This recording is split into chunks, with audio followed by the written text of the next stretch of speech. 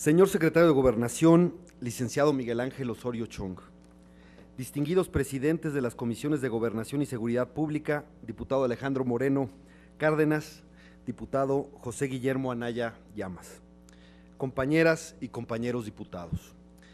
A finales del año pasado se aprobaron las reformas a la Ley Orgánica de la Administración Pública Federal. Con ellas, no solo se recuperaron para la Secretaría de Gobernación las atribuciones que tenía antes de la alternancia, sino otras más, yo diría muchas más. Entre ellas, la de controlar a la poderosa Policía Federal. Ningún otro secretario de Gobernación había concentrado tanto poder formal como el que ahora usted detenta. Y, sin embargo, aún no se acredita mayor eficacia ni mejores resultados. Los conflictos políticos y sociales se multiplican, los problemas crecen o se posponen con la amenaza de resurgir con mayores dimensiones. Y si bien se reconoce disposición al diálogo, las ventajas prometidas con el empoderamiento de su cargo están aún por demostrarse. La violencia e inseguridad siguen azotando amplias zonas del país y el único cambio de fondo que se observa respecto a lo hecho por el gobierno anterior es la nueva política de comunicación social.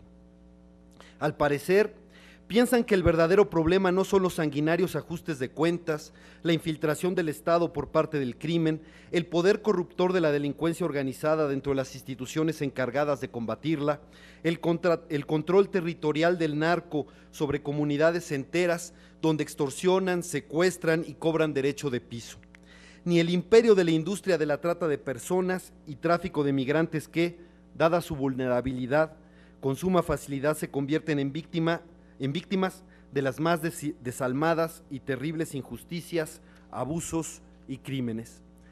Para ustedes, el problema está en otra parte, en la percepción ciudadana.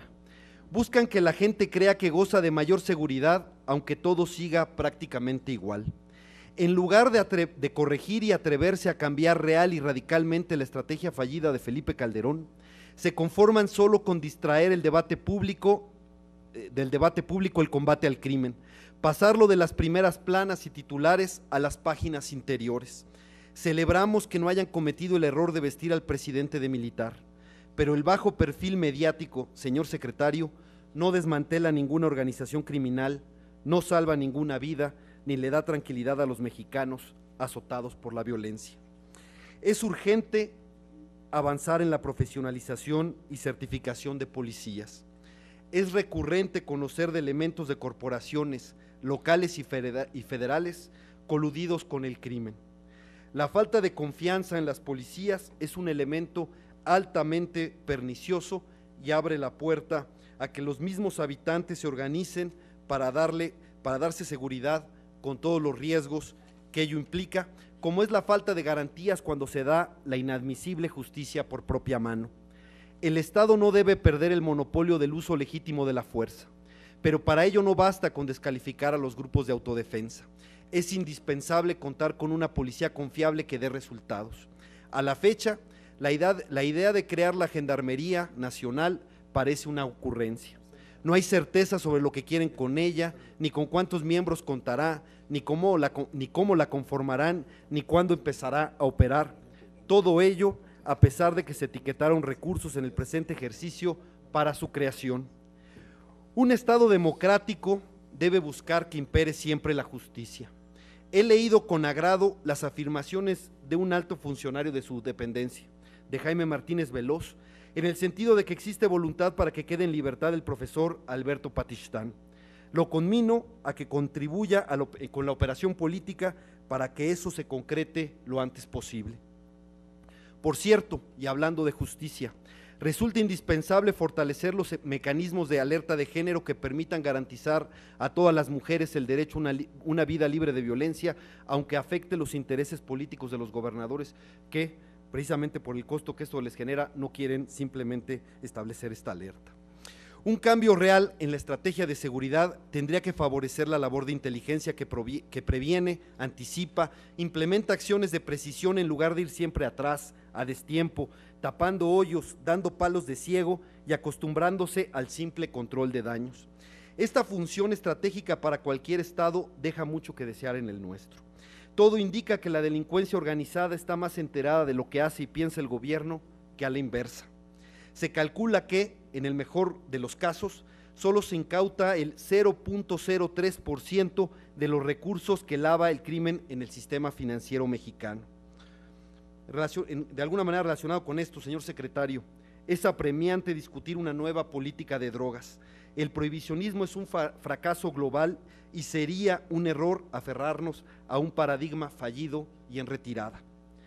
En un país democrático es fundamental la transparencia y el derecho a la información. Preocupa que la explosión al lado de la torre de Pemex, misma que tuvo víctimas fatales, quede en la opacidad. Si la explicación oficial es que fue un accidente y el compromiso reiterado del gobierno fue que se esclarecería plenamente el hecho, no se entiende entonces por qué decidieron reservar por 12 años la información. También preocupa, señor secretario, que las tragedias naturales rebasen la capacidad institucional de respuesta. No basta con informar en Twitter de la inminencia de los meteoros. Se debe trabajar en la cultura de la prevención que va más allá de cumplir con los lineamientos de protección civil y combatir la corrupción en la edificación de viviendas en zonas de riesgo. Hay claras deficiencias en la planeación y coordinación institucional, tanto a nivel federal como local, para reducir daños y actuar con anticipación y oportunidad. Por cierto, las fallas recurrentes de la autopista del Sol que condenaron a miles a quedarse varados en Acapulco es una muestra elocuente de que la privatización no es garantía de eficiencia y honestidad. Lo digo, por supuesto, en razón de lo que pretenden hacer con Pemex y el petróleo. Es verdad que la mayoría en el Congreso tiene la atribución legal de decidir sobre dicho tema, pero también lo es que el artículo 35 de la Constitución otorga a los ciudadanos el derecho a que se dé una consulta popular vinculante que resuelva en definitiva la cuestión. Le hago un llamado atento, señor secretario, para que no intenten conculcar este derecho. Le aseguro que habrá firmas de sobra, debidamente identificadas, para cumplir el requisito del 2% de la lista nominal de electores, si es que insisten en modificar los artículos 27 y 28 de nuestra Carta Magna. Concluyo, señor presidente. Señor secretario de Gobernación, compañeros diputados, México tiene grandes retos por delante que podríamos sintetizar en la capacidad de cambiar, de hacer reformas, de revertir los rezagos de pobreza, marginación, discriminación, autoritarismo e injusticia.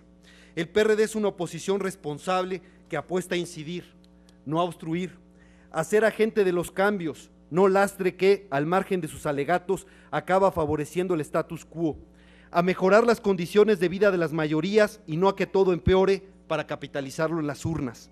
Tenemos la firme convicción de transformar al país de acuerdo a un programa de izquierda que profundiza la democracia, combate la desigualdad y ensancha libertades y derechos.